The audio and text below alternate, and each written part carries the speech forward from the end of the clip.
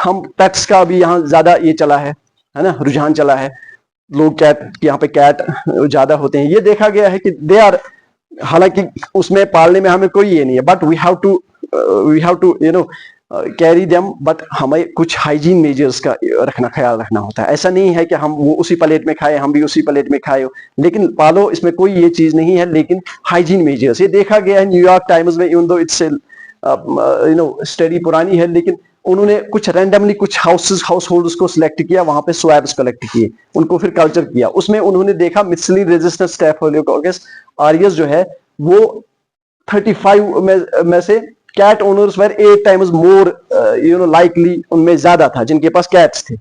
तो ये मैं MRSA की बात कर रहा हूं, ये बाकी जूनोटिक ऑर्गेनिज्म जो कैट से ट्रांसमिट होते हैं उनकी भी बात होती है, सो उनसे भी ये रिस्क होने का चांस। लेकिन अब ये चीज है कि मैं I will not advocate here कि आप कैट ना रखो या ये बाहर बात जाएगी and then they will say कि फिर इसका हंगामा हो जाता है, नहीं, हमें रखना है, वी कैन हैव दैट, मगर हमें एहतियात बरतने की जरूरत है, हमें हाइजीन मेंटेन करने की जरूरत है ना, वो चीजें हमें करने की जरूरत है, अदरवाइज देयर नो हार्म कि you will have that cat. ठीक है,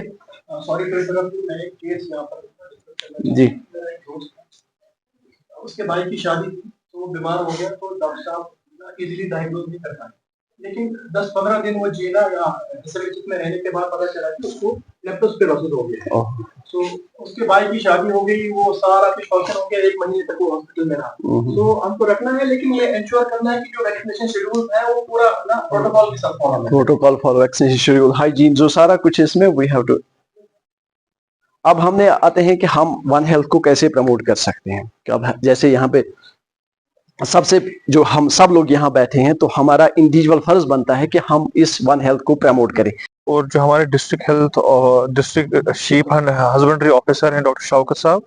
तो उनने एक कोलैबोरेशन एक की है जो J&K में फर्स्ट ऑफ इट्स काइंड है, एनिमल हस्बेंड्री डिपार्टमेंट और मेडिकल कॉलेज की।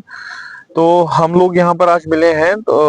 फॉर एक कंसेप्ट है वन हेल्थ का, वन हेल्थ अमंग ऑल।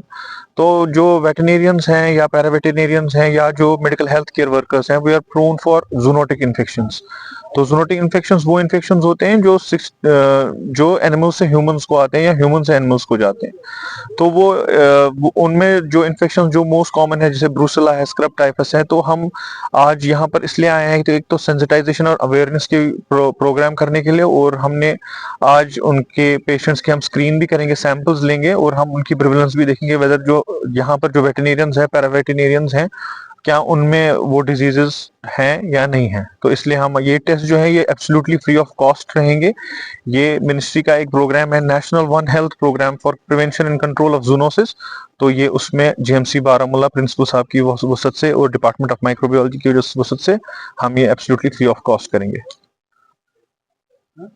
वेटरनेरियंस और पैरावेटरनेरियंस की पहले एहतियात, तो पहले फर्स्ट रिस्पॉन्डर्स वो होते हैं, तो उनकी जो है प्रॉपर वैक्सीनेशन जो एनिमल्स का होगा, या जो हैंडलर्स होंगे वेटरनेरियंस या पैरावेटरनेरियंस, उनका वैक्सीनेशन का जो प्रोटोकॉल होता है या उनका पर्सनल प्रोटेक्टिव इक्विपमेंट्स होते हैं, उनको वो वेयर करने हैं। तो मुझे लगता है मीर नदीम साहब जो हैं वो आपको इसमें ज्यादा बोल पाएंगे, जो एनिमल्स में क्या हम लोगों को एहतियात बरतना पड़ेगा वाइल्ड हैंडलिंग। तो जैसे मैं स्कॉस से हूँ, फैकल्टी ऑफ वेटरनरी साइंसेज से, तो एहतियात जो हमें बरतनी चाहिए, चूंकि हम जानते हैं कि जो डिजीजेस होती है, जो हमें ह्यूमंस में डिजीज होती है, 60% से ज़्यादा डिजीज जो है वो एनिमल ऑरिजिन की होती है। तो जो हमारे फार्मर्स हैं, जो हमारे इस शोबे के साथ, एनिमल हस्बेंड्री या शीप हस्बेंड्री के साथ मुंसलिक हैं, काम कर रहे हैं लोग, वो एट रिस्क रहते हैं ज़्यादा टू गेट दीज इन्फेक्शंस। तो एहतियात ये हैं कि जब भी हम एनिमल्स के साथ डील करें, इनका ट्रीटमेंट करें, तो एक हाइजीनिक तरीके में करें, wearing proper protective gloves, gears जैसे ग्लव्स यूज़ करके, सैनिटाइजेशन यूज़ करके, वो प्रोटोकॉल्स हम फॉलो करें, वैक्सीनेशन का खास ख्याल रखें, उनमें एनिमल्स वैक्सीनेट, हम उनको वक्त वक्त पे उनको वैक्सीनेट करें, और अपने आप को इन जो है बीमारियों से अवेयर करें कि कौन कौन सी बीमारियां यहाँ पे ज़्यादा हैं हमारे एनिमल्स में, ताकि उन बीमारियों के मुतालिक उनको जानकारी मिले और वो उन बीमारियों से कैसे बचा जा सकता है, वो उस पर एहतियात ये उसमें अपने आप में ये करें। तो उसमें ये भी है कि जो हमने देखा है, जैसे डॉक्टर साहब बोल रहे थे कि ब्रुसेलोसिस बहुत ही अहम बीमारी है, उसमें काफ़ी ज़्यादा प्रेवलेंस देखा गया है हमारी इस यूनियन टेरिटरी में। तो उसमें जो है अबॉर्शन के केसेस ज़्यादा होते हैं एनिमल्स में। तो जब भी कोई अबॉर्शन होता है एनिमल्स में, तो उस केस में उस अबॉर्टेड एनिमल को, अबॉर्टेड फीटस को नेकेड हैंड से हैंडल ना करे, उनको proper gloves, proper protective gear के साथ यूज करके उसको किसी अच्छी जगह पे वो डिस्पोज ऑफ कर दें। और वहाँ उसके बाद टाइम टू टाइम जो है, यहाँ पे आज एक प्रोग्राम जो है, स्क्रीनिंग प्रोग्राम मुनक्किद किया गया है डिपार्टमेंट ऑफ शीप हस्बेंड्री की तरफ से। तो वो प्रॉपर टाइम पे स्क्रीनिंग अपने आप को कराए, ताकि अगर खुदा न खास्ता किसी भी तरीके का कहीं इन्फेक्शन लग जाता है तो अवलीन फुर्सत में और पहले ही उस पे काम किया जाए और उसको ट्रीट किया जाए। That's my message. देखिए, वर्ल्ड वेटनरी वीक पूरे दुनिया में सेलिब्रेट किया जा रहा है। सो उसके इनॉग्रल डे पे एक कोलैबोरेशन थी डिपार्टमेंट ऑफ शीप हस्बेंड्री और गवर्नमेंट मेडिकल कॉलेज बारामूला की तरफ से। इसमें एक स्क्रीनिंग प्रोग्राम मुनक्किद किया गया है, जिसमें पैरावेट्स और वेट्स जो हैं, इनकी स्क्रीनिंग की जाएगी जो डिफरेंट जूनोटिक डिजीज हैं। इस मौके पे एक सेमिनार, एक प्रोग्राम का इनेकाद किया गया, जिसमें वेटनेरियंस और मेडिकोज,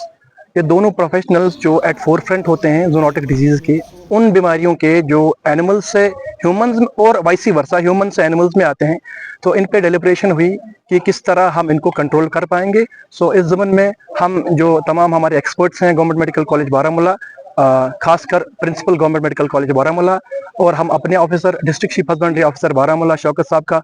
तहे दिल से शुक्रिया अदा करते हैं, और आप सब का और जो भी पार्टिसिपेंट्स थे इन सब का शुक्रिया करते हैं तहे दिल से। अगर ये सब यहाँ ना होते तो ये शायद ये प्रोग्राम कामयाब ना होता।